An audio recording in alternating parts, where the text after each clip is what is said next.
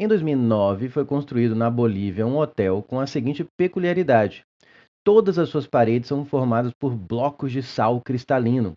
Uma das características físicas desse material é a condutividade térmica relativamente baixa.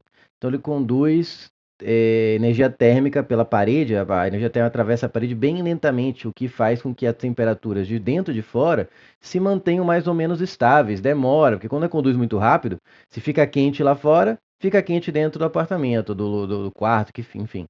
Agora, se fica frio, congela no apartamento. Agora, quando a parede é bem isolada, geralmente, se está quente lá dentro, continua quente, se está frio lá fora, continua frio, e consegue, apesar de com o tempo vai esfriando, mas é bem mais lentamente, consegue segurar o calor, a energia térmica ou do lado de fora ou do lado de dentro, de onde estiver mais quente. Uma coisa importante é lembrar que a energia térmica sempre flui naturalmente do mais quente para o mais frio, né? Então ele mantém a temperatura ambiente, é uma parede com baixa condutividade térmica, entende? Igual a 6 watts por metro grau Celsius. Tá? A figura a seguir, então isso aqui cadê? O material e sua condutividade térmica. Então isso aqui é a constante de condutividade térmica, que depende do material de que é feita a parede. A figura a seguir mostra como a temperatura varia através da parede do prédio. Então, olha só, é como se aqui fosse a parede, a espessura. Tá? Aqui é o interior do prédio, que está, como você pode ver, ó, no interior do prédio está a 20 graus Celsius. Ó. Lembra? Quando você vai olhar gráfico, primeiro foque nos eixos, sempre leia os eixos. O eixo vertical é a temperatura em graus Celsius. E o eixo horizontal é a espessura, o comprimento, é um X, porque como que eu sei? Está em centímetros. Então aqui, como aqui é interior, aqui é exterior, eu suponho que essa parte cinza é a parede. Então você pode ver que a espessura da parede, se está do 15 para o 25 centímetros, é porque ela tem uma espessura de 10 centímetros. E no interior do prédio está 20 graus Celsius. Já no exterior do prédio, ó, que vai subindo, se você fosse medindo a temperatura ao longo da parede, de dentro para fora, vai subindo. No exterior do prédio está super quente, está 60 graus Celsius, tá? Então é super quente e mesmo assim lá dentro fica fresquinho, tá vendo? Qual é o valor em watt por metro quadrado do módulo do fluxo de calor por unidade de área?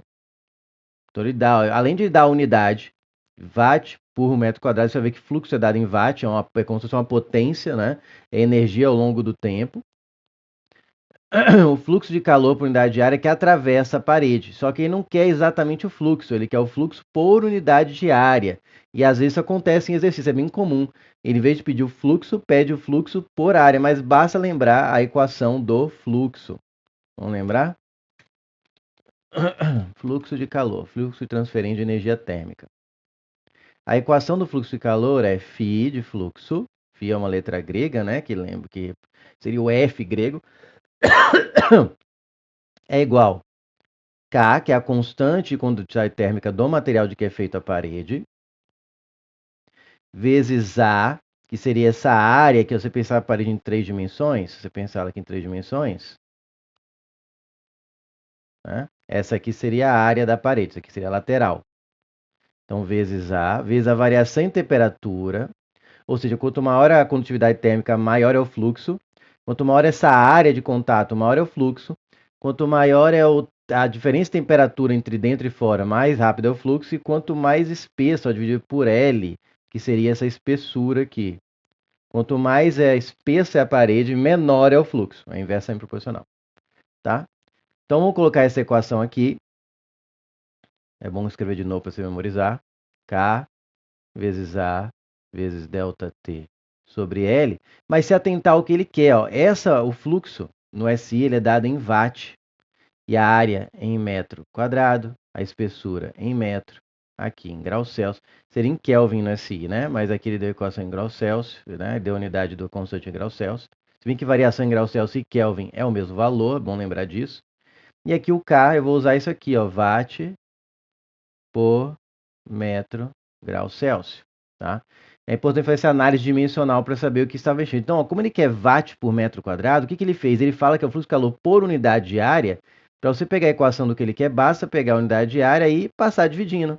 Por quê? Porque aí você vai ter exatamente o que ele pediu. Fluxo por área, fluxo por unidade de área. O que sobra aqui? K, aí a área foi aqui para baixo, então não vai estar mais aqui, vezes ΔT, sobre L. Então, o que ele quer é isso.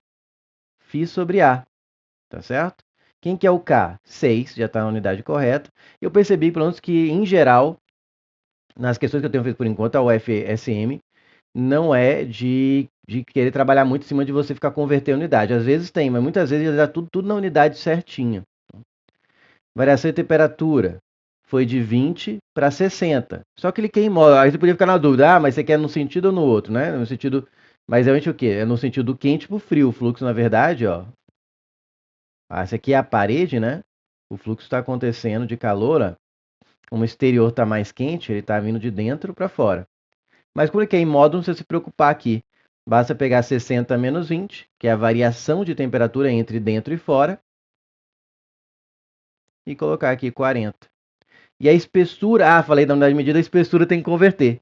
Mas é uma outra unidade, uma ou outra unidade tem que converter.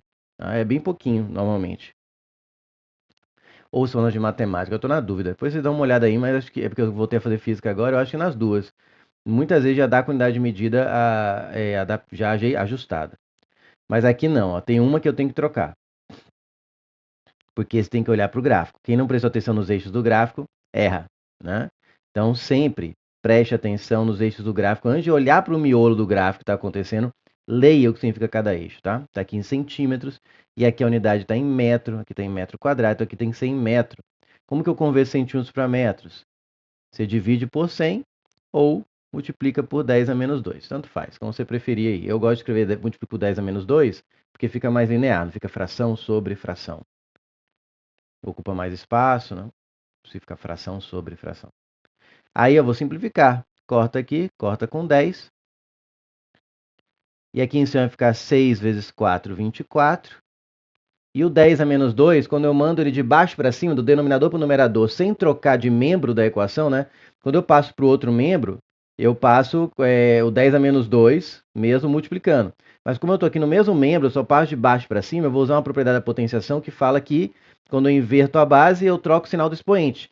É como se fosse 1 sobre 10 elevado a menos 2, que eu vou transformar em 10 sobre 1. Né? 10 vai ficar em cima, elevado ao quadrado. Então, a dica é, quando você tem um expoente negativo no denominador da fração e você quer só passar ele para cima multiplicando, você pode, contanto que você troque o sinal do expoente.